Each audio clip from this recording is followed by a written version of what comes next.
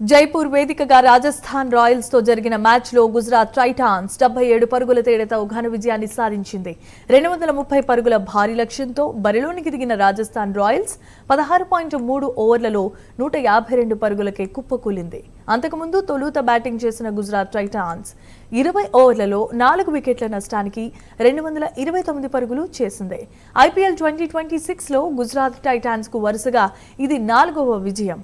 రాజస్థాన్ ను ఆ జట్టు 77 పరుగుల తేడాతో చిత్తు చేసి పాయింట్ల పట్టికలో టాప్ 2లోనికి దూసుకెళ్లింది.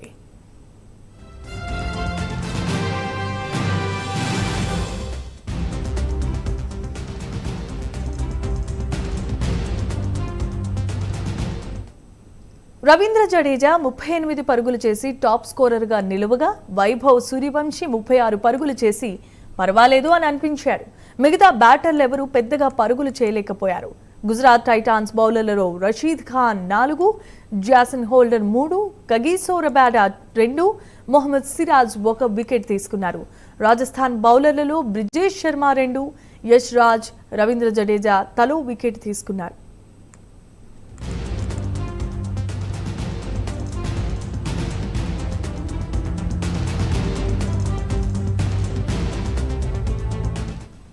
ఇక అంతకుముందు గుజరాత్ టైటాన్స్ బ్యాటర్లలో శుభ్మన్ గిల్ 44 బంతుల్లో 9 ఫోర్లు 3 సిక్స్లు కొట్టి 84 పరుగులు చేశాడు.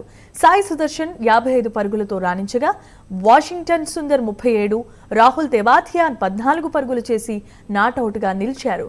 జోస్ బట్లర్ 13, జాసన్ హోల్డర్ 7 పరుగులు చేసి బ్యాటింగ్తో విఫలమయ్యారు.